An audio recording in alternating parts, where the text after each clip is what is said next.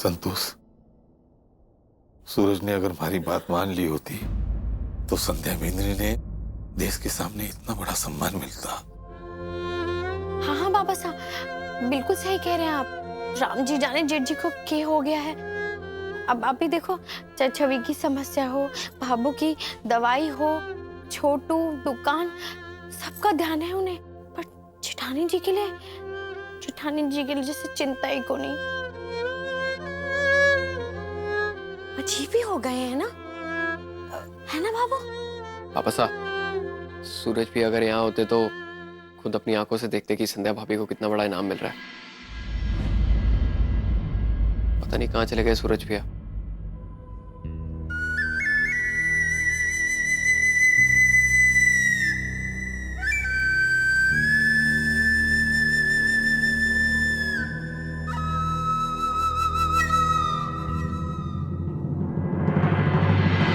सुन,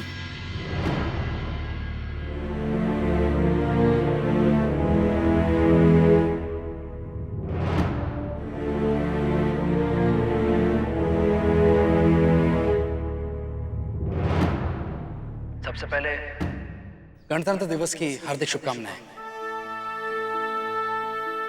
एक सिपाही के तौर पर मैंने सिर्फ अपना फर्ज निभाया। ये लड़ाई सिर्फ मेरी नहीं है, मेरे साथ साथ मेरे पूरे टीम की है और हमारे साथ 125 करोड़ हिंदुस्तानियों की दुआओं की भी। आज के इस मौके पर मैं एक खास नाम लेना चाहूंगा। अपने साथ संध्या राठी,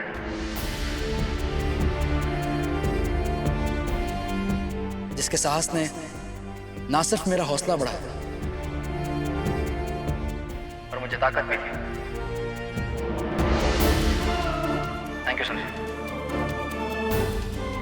जय जय। कांग्रेस आके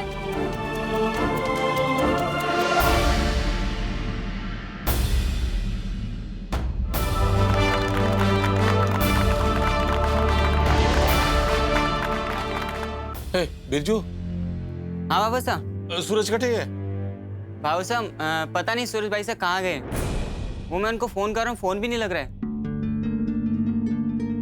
कटे गया होगा।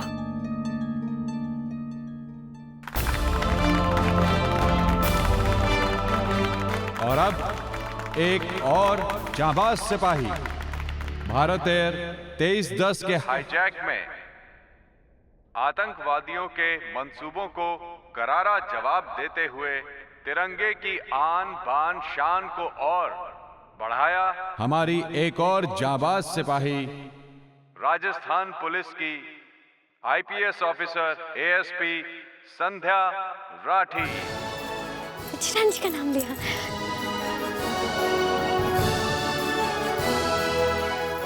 किन्हीं निजी कारणों की वजह से एएसपी संध्या यहां उपस्थित नहीं है।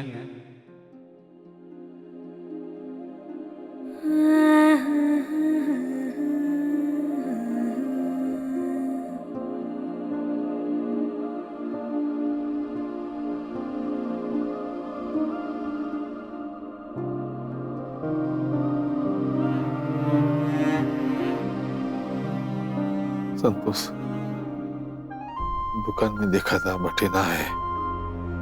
बिरजू बोल रहा था, उसका फोन भी ना उठा रहा है सूरज। पता नहीं कटे गया है। फोन भी ना उठा रहे, ये तो गलत बात है। कितनी लापरवाही है। मतलब इतना बड़ा सम्मान मिल रहा है, सारे अड़ोस पड़ोस वाले आके हमें बता रहे हैं और खुद ही गायब हो गए। ये तो गलत बात है।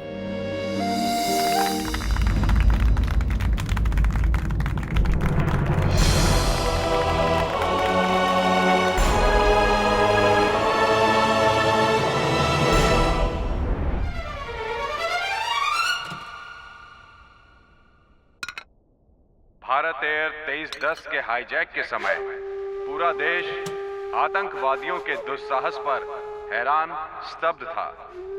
भारत सरकार भी निर्दोष नागरिकों की जान बचाना चाहती थी, पर आतंकवादियों के सामने घुटने टेककर हमारे देश की अस्मिता खोना देश के किसी वासी को यह मंजूर ना होता और इस विपरीत और विकट स्थिति में तिरंगे का मान बचाने आगे आई एएसपी संध्या राठी, जिन्होंने देश के प्रति जुनूनी हद तक निष्ठा निभाते हुए न केवल निर्दोष नागरिकों को सुरक्षित निकाला, बल्कि खतरनाक आतंकवादी राजकुमार को फिर से अपने कब्जे में कर लिया।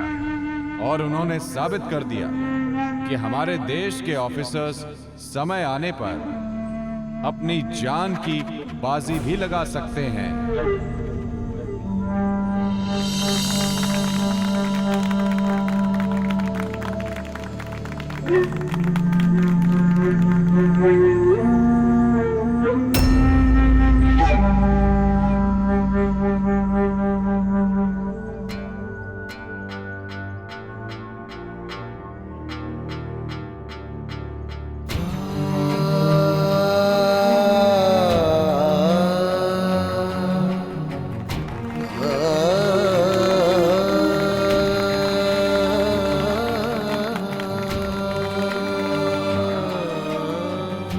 संध्या राठी की तरफ से अवार्ड लेंगे सूरज राठी।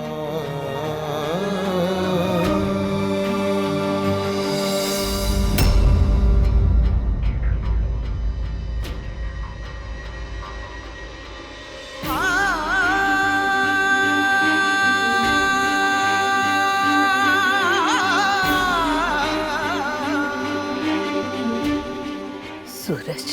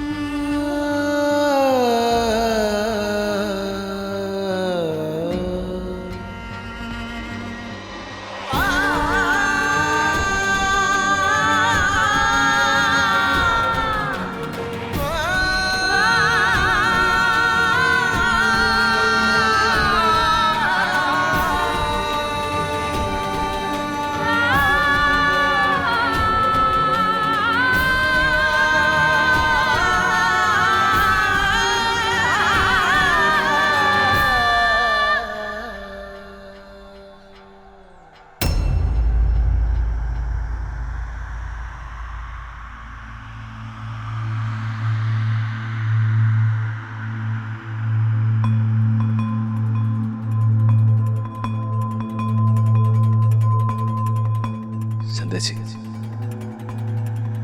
इस सम्मान के लिए बहुत बहुत बधाई हो आपको। उम्मीद करता हूं आप जहां भी हैं मुझे देख रही हैं और मुझे सुन भी रही हैं। आज अपनी पत्नी के लिए इतना बड़ा सम्मान पाके बड़ी मिलीजुली सी खुशी लग रही है मुझे। समझ नहीं आ रहा कि क्या बोलूं, कैसे बोलूं। बस मैं तो इतना जानता हूं कि एक साधारण पुरस्कार नहीं है,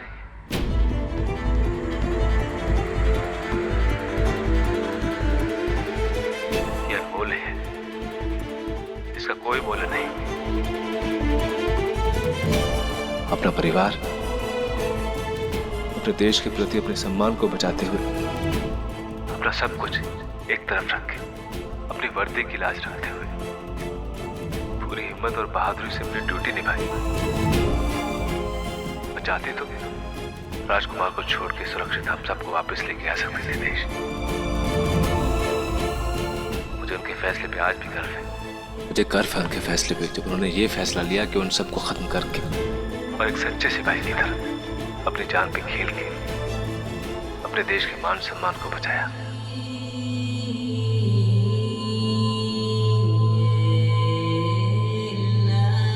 यहाँ तक कि कई बार मेरे मना करने के बाद भी उन्होंने अपना फर्ज नहीं छोड़ा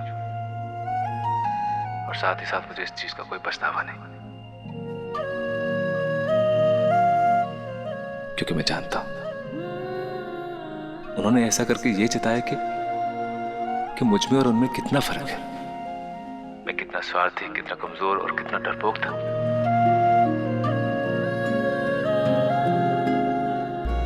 मैं तो सिर्फ अपनी माँ और चंद साथियों को सुरक्षित रखने के लिए लड़ रहा था।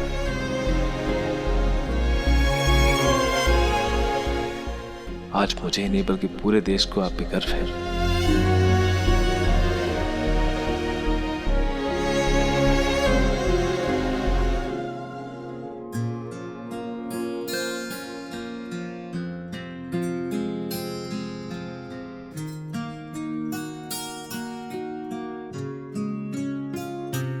क्योंकि आपने अपना हर वादा, हर कर्तव्य बहुत ही निष्ठा के साथ निभाया है। लेकिन मैं आपका पति होने के बावजूद भी आपसे कुछ सीख नहीं पाया हूं। मैं अपना कर्तव्य नहीं निभा पाया संध्या जी। मैंने आपको दिए वचन तोड़ दिए संध्या जी। आज बड़ा अफसोस हो रहा है अपने आप पे। अफसोस हो रहा है कि आपके साथ इतना समय साथ में रहते हुए भी मैं आपको पहचान नहीं सका। जिस वक्त पूरा देश आपकी बहादुरी के गुणगान गा रहा था, उस वक्त बजाय आपकी पीठ थपथपाने के मैंने आपको सिर्फ और सिर्फ एक अपराधी की नजर से देखा। मैं अपने भावों को लगी गोली का कारण सिर्फ आपको समझ बैठा, क्योंकि कहीं ना कहीं एक बेटा अपनी माँ को खून में लथपथ देख एक चोर, एक कायर आदमी बन गया। वो डर गया था।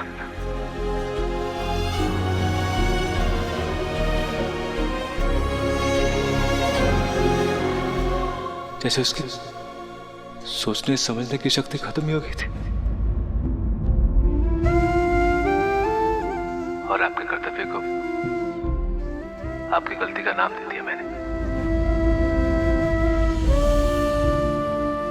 अपना सारा डर, अपना सारा गुस्सा आप पे उतार दिया संध्या जी। मैं अपनी कायरता, अपने स्वार्थ को ना देख पाया।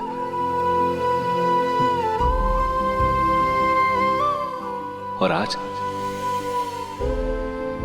जब मौका है तो मैं पूरे देश के सामने अपनी गलती स्वीकार करता हूं।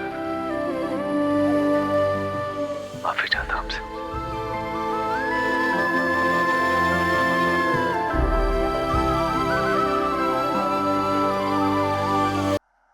संध्या जी, आपने तो एक पत्नी, एक बहू और एक सच्चा सिपाही होने के सारे कर्तव्य निभाए। लेकिन मैं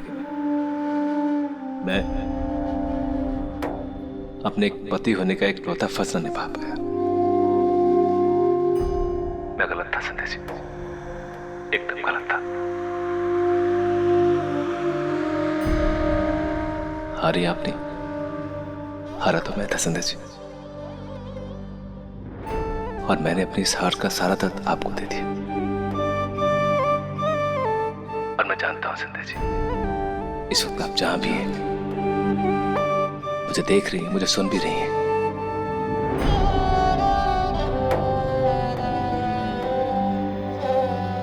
प्लीज संध्या जी, आज बड़ी मुश्किल से अपने दिल की बात अपने होठों तक ला पाया हूं। सिर्फ एक बार मुझे अपने दिल की बात कहने दीजिए।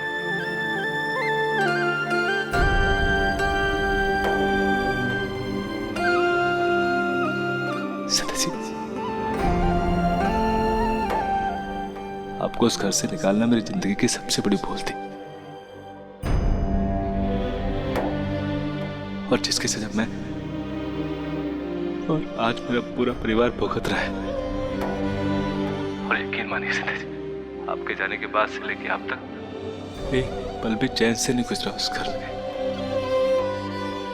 क्योंकि किसी अच्छे और सच्चे इंसान का दिल दुखा के खुशी मिलती भी तो कैसे मिलती।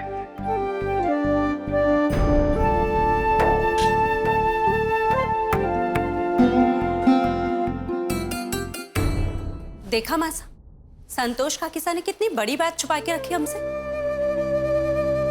माँ होने के नाते संतोष ने मालूम था कि एक न एक दिन सूरज ने अपनी गलती को एहसास जरूर होसी। मेरी गलतियां यहीं पे खत्म नहीं होती संध्या जी। मेरी तीसरी गलती ये थी जब मैंने आपको बोला कि आप मेरी माँ को अपनी माँ का दर्जा नहीं देते। उस वक्त मैंने अपनी पत्नी के स्वाभिमान को ठेस नहीं पहुंचाई, बल्कि अपनी माँ के सम्मान को भी ठेस पहुंचाई। आज मेरी वजह से भाभू शर्मिंदा है। मैंने सास बहू के रिश्ते को शर्मिंदा कर दिया। मैंने हर उस बहू का शर्मिंदा कर दिया जो अपनी सास को अपनी माँ जैसा मानती, और हर उस सास को जो अपनी बहू में अपनी बेटी को देखती। लगे है जेठ जी ने तो अपनी बुद्धि को ना जलेबी की चाशनी में डुबो दिया है कि ये क्या बोले जा रहे हैं सबके सामने। भाभू मुझे माफ कर दे।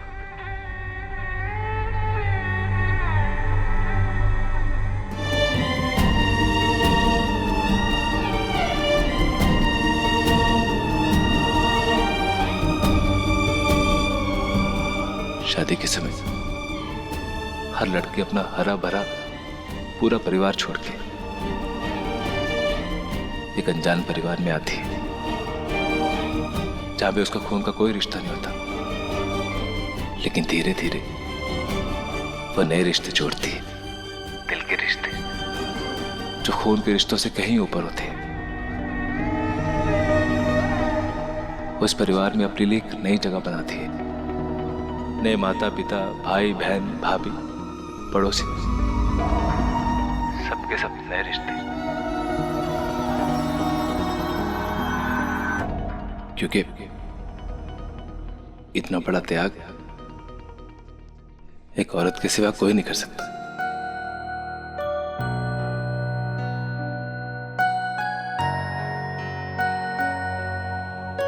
इसलिए आज बिना किसी डर, बिना किसी से पूछ के मैं यहाँ पे उपस्थित और मुझे सुन रहे सारे पुरुषों से ये बात बोलना चाहता हूँ कि जिस तरह मैंने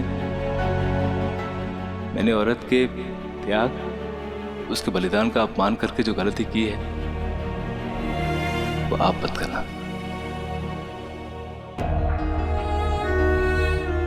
माफ करना, कुछ ज्यादा ही समय ले लिया मैंने आप सबका, लेकिन मैं आप सबसे बस एक आखिरी सवाल करना चाहूंगा जो हर आदमी को जिंदगी में एक बार अपने आप से जरूर करना चाहिए।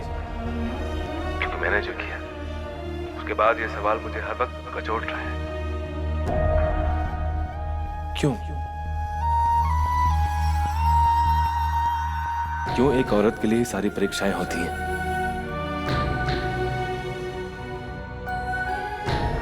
क्यों कुछ गलत होने के बाद हम सब की उंगलियां सिर्फ औरत पे ही उठती हैं? क्यों हर वक्त यही कहा जाता है कि ये हमारे घर की बहू है? ये क्यों नहीं कहा जाता कि ये हमारी बहू का घर है? ये हमारा दोगलापन नहीं तो और क्या है?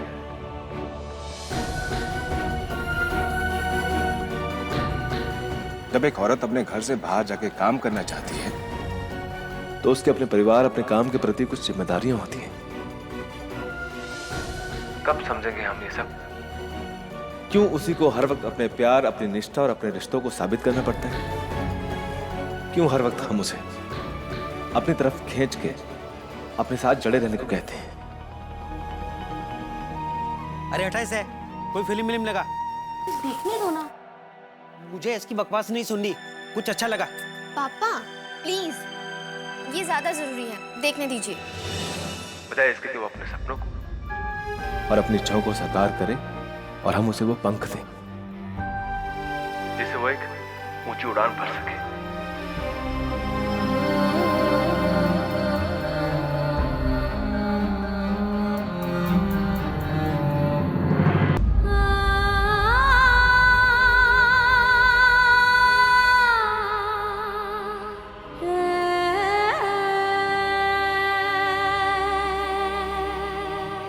मुझे माफ कर दीजिए संध्या जी, आज मैं अपनी गलती जबरदस्ती आप पे नहीं थोपूंगा। और आज मैं अपनी माफी सिर्फ आप पे छोड़ता हूं, जिसका फैसला सिर्फ आप करेंगी।